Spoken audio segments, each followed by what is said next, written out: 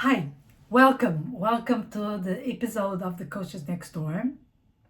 And today I want to go in a different route because I think sometimes we come here, and I come here. I come with a topic, and I talk about it, or I have a guest to talk about with me. But I think sometimes people don't realize what is a week for me. You know what happens for me to get to a point of saying, okay, I'm going to talk about this. So today I want to share a little bit what was my week in terms of thinking. And I think I'm not an overthinker, so I'm not dedicating my time to overthink things in the sense of, oh, this is going to happen, or this is not going to happen, or what this person did. I totally don't lose time with that, but totally it's like out of my mind. But I think about what is happening and why this is happening and what this means, and I always look for the progress of that thought. So this week, the topic that I want to bring, I thought, okay, the topic that I want to bring today was the question that came to me in the beginning of the week, that was like, why are we believing that we are totally a part of each other? Why, when we start believing that, for instance, communication is difficult, when did we start finding relationships so hard? So this was my beginning thought, because the truth is that my work, and I'm talking about, for instance, a week that I can be talking with more, in a week with more than 50 people easily, between workshops and trainings to individual coaching. So in a week I can easily get to hear the problems or the situations of more of 50 people, you know what I mean? Apart from my normal life. So I'm just talking about the spectrum of work. And I go around and I'm like, if I summarize the issues, it's always about communication and people. The way that communication goes. So I cannot get my message across. I don't understand the other person. Seems like the other person is not listening to me. The other person doesn't care, and I feel like I'm being used, or I feel that I'm not being respected, whatever,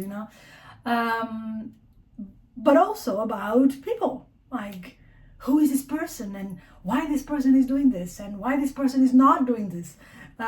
So if I condensate and I shrink the problems that people are facing, I will say, okay, it's about communication and others. So the relationship, right?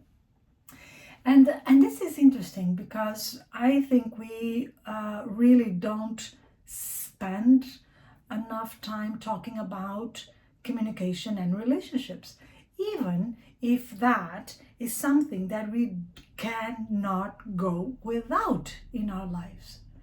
We cannot go without it, without communicating, and we cannot go with our relationships, whatever they are, but we don't talk a lot about this.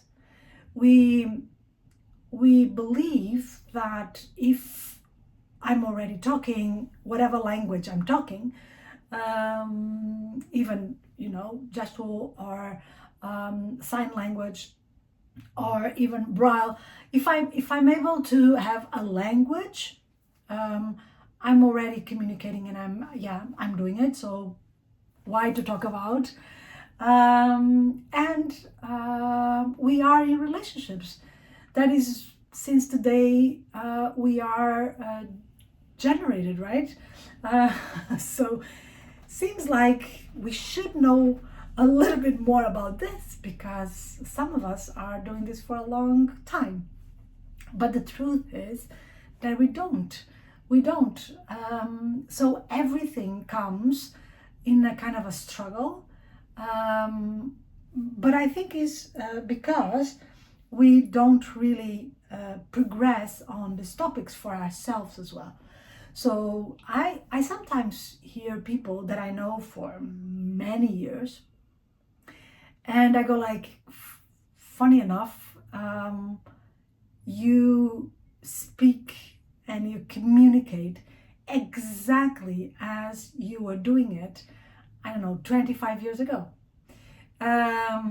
Because communication is an habit, right? The style of communication and the way we communicate is an habit. And if we don't work on it, if we don't realize, okay, this is working, this is not working, what can I shift, what can I change? If we don't bring those questions to ourselves, we are just going to repeat it. We are going to repeat. We even use the same type of vocabulary. We tend not to change a lot. And this is interesting because we dedicate so much time on learning, right? We go to school, we go to university, some of us. We continue studying after that. We read books and still we don't go, we don't dive in, and even sometimes we don't look for things that could help us with that, about communication and relationships. And even sometimes looks like I failed, right? If I go, for instance, for relationships, relationship coach with my manager, seems like I failed. Or even worse with a partner, right? I see this a lot. So what happens when you are communicating? You know, what is the main feeling that you have about communication? That's so relevant. What is the first feeling that you get? What is the first, label that you put on that? Some people say, easy peasy. But some people say, that depends. That depends to whom I'm communicating, what I'm communicating. And some people say, difficult. It's difficult. But the interesting part is even if the ones that sometimes say, it's easy, I go like, okay, what is the part that is easy and why it's easy? And I also see a lot this spectrum of people saying, it's easy, I come and people just listen to me.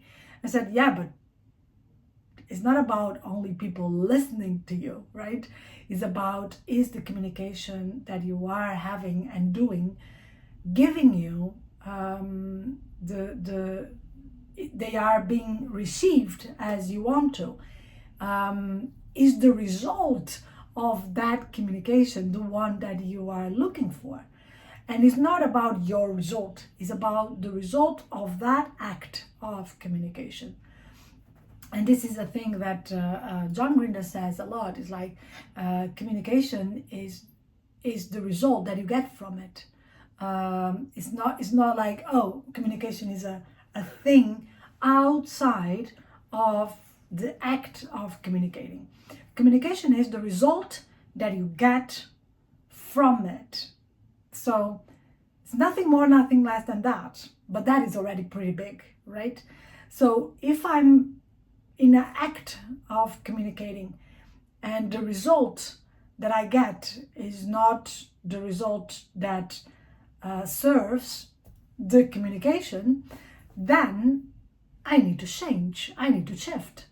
But I still hear a lot of times people saying it's 50-50. So I need to change, you need to change. No, because I'm the one that want it. I'm the one that wants a certain result from this communication, from this act, right? So I'm the one that needs to take that responsibility. Even, of course, will be super nice if the other person collaborates, but we cannot put that on the shoulders of the other person.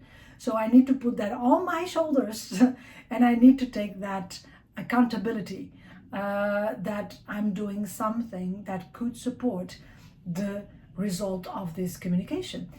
And this takes me to another topic that also was, rounding this week, was the consequences topic.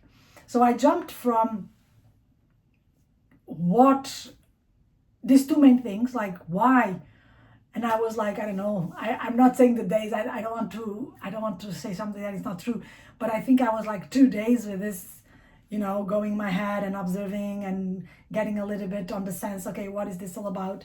That I got to this, okay, this is all about relationships and communication.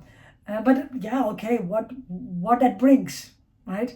Okay, I know that, but what that means and what can I do from there? So then I went through the process of, wait, maybe we are not taking communication, as deep as we can, because we need to face that consequence. And we need to face the consequence that, yeah, I'm basically, in an act, I'm communicating, but my communication is not efficient. But I need to take that responsibility, and that responsibility, it's not easy. It's not easy to get all that accountability on myself and saying, hey, but what can I do next? Seems like, and sometimes really feels like, okay, I did everything that I could, and then the decision goes to the next step, right? It's like, okay, is this the relationship that I want to have? Is this the type of person that I want to communicate with, intentionally? Because we are always communicating, but intentionally, is this person someone that I want intentionally to amplify my relationship? And one of the things that I realize upon these thoughts about the consequences is that this is really a big thing at this moment. And one of the things that I think came to my mind, and I don't know if you will agree, probably not, but and not the ones that like a lot this theory, is the theory of the now. I think was so spread and so well spread, the theory of the now, like this is only now, and now is the only thing that exists, that we forget that we have several nows and we have future nows, and everything that you do right now is going to create an effect, okay? And that effect can get, sometimes years apart from the moment that you did something.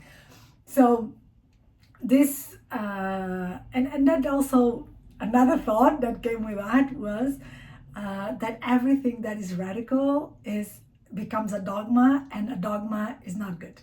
That is my end phrase. So everything in this world that becomes radical is going to take us to a point that we are going to miss out parts of the equation.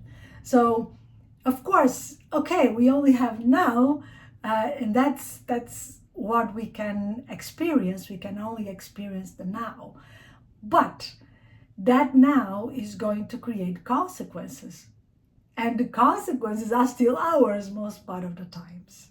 So we need to realize that yes, my decisions in the now, the reflection or the consequences or the results of that action and that decision can be spread in a very long time.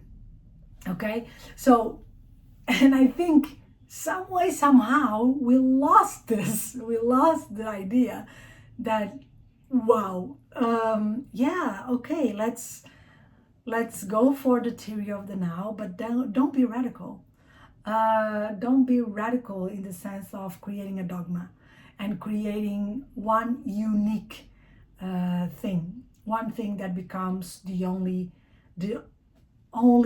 and the ultimate truth, because life and the world, like you can see in nature, is never done, is never close, right? It's not like, oh, this is it. No, it's always evolving and transforming, and that's also the idea for our own thoughts and for our own lives.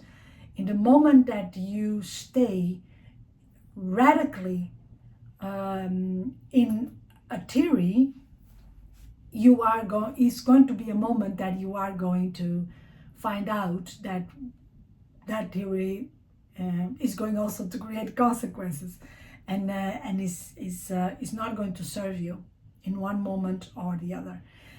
So that was another thought that came to my mind, like what will be the next step for us to really get more accountable, and with it, and recognizing the need of at least imagine the consequences about what we are doing here, right now. So you see the loop of my thinking in a week. So that was the loop of my thinking, and I'm still a lot on this consequence idea, and I think this all this together makes us separated, makes us be a part of, because if I don't take in account, for instance, the consequences of my communication, or the consequences of being in a certain type of relationships, I'm not able to progress, because only when I recognize the consequences or the possible consequence for myself, for the world, and for the environment, the social environment, even if I'm talking about for my work environment, for my family, whatever, I cannot progress, because I don't question so the bad or the good of the consequences, you know what I mean? So I don't go like, oh, okay, wait, if this is happening right here, right now, is this, can I see this in the future? Can I see this in 5 years? Can I see this in 2 years? What this means? What can I imagine as a consequence of someone speaking today to me like this, or me speaking with another person like this? Can I imagine the dynamic that this is going to, create? And if I cannot imagine that, I'm just doing it, and I cannot connect with, okay, but what is the impact of this? What is the impact on the relationship, and what is the impact on the communication if I do this or if I do that? So we are acting a lot on the, that's it, done, said, so, and that is creating so much confusion, and is creating so much conflict, because I'm not even sometimes able to face that someone is saying to me, hey, this was the consequence of what you did. And I go like, no, that is your problem, because I'm not willing to face my part on it.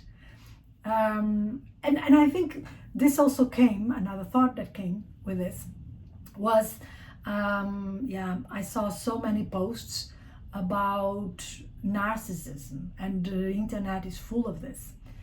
And I felt the urgency to say that only 0.5 to 1% of the population in the world is diagnosed with narcissism. And I think we are using this word as a buzzword.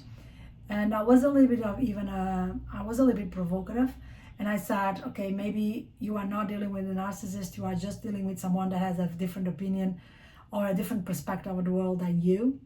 But we are not willing even to say, wait, if someone is saying this to me and I'm not liking it, I can take also accountability about that and saying, hey, I'm not liking this.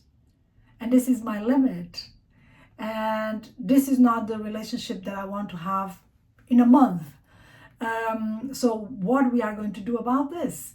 No, it's a lot of blaming. It's a lot of blaming. It's a lot of, you are saying this to me, so you are a narcissist.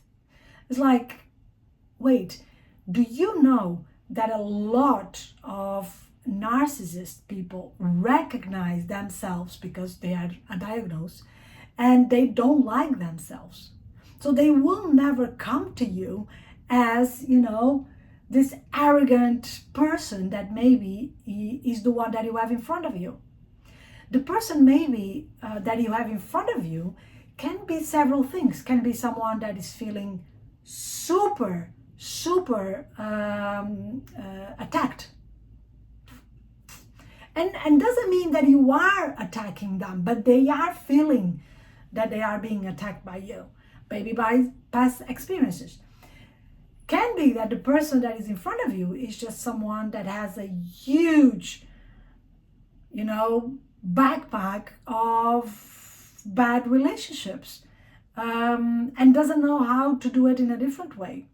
Doesn't know even how to express their emotions in a free way.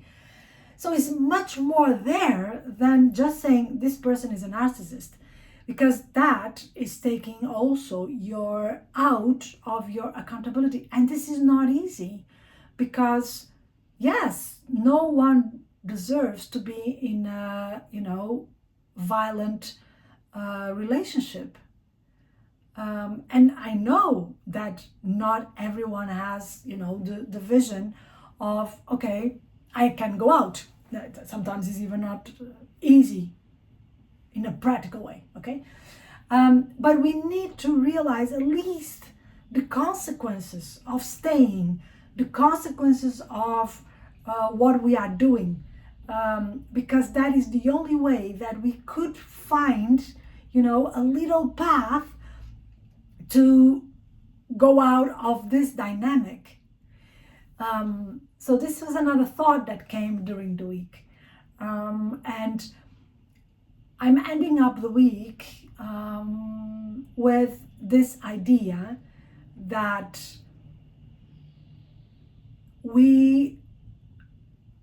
I think we need, but I go a little bit out of the word need, but I think will be very healthy for all of us if we dedicate a little bit more time for us to talk about the way we communicate, to ask people how I made you feel when I say this, and also to get more on the accountability, and with that realizing the consequences of what we do, and if we are willing to face the consequences of what we do.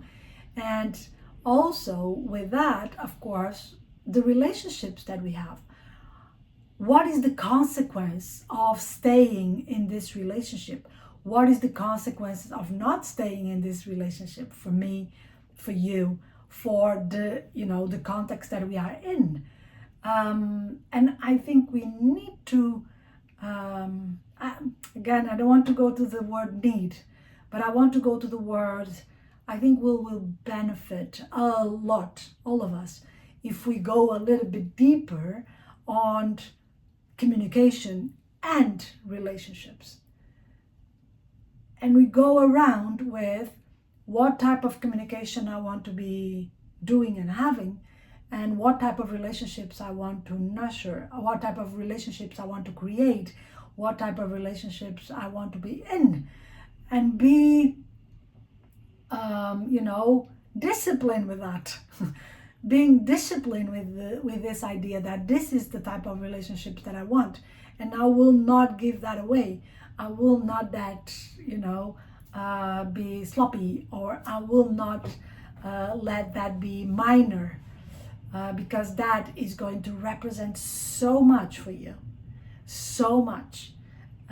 Because these are the people that are going to influence you. These are your examples. This is the people that you can go to. This is the people that can even provoke you. So it's very relevant to get into relationships, into the relationships that we want. And this is what my week was. That's it, people. This is the week of Philosopher, thinking about what is going on. I hope you enjoy it, and I hope it makes some sense for you. And please let me know what is your week all about, and what thoughts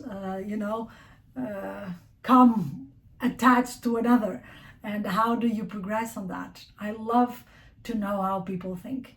Thank you so much for being with me, and we come back next Friday with a new topic, and maybe a guest. So stay with us, and again, if you are looking for a newsletter, let us know. Take care of yourself. Have a good weekend.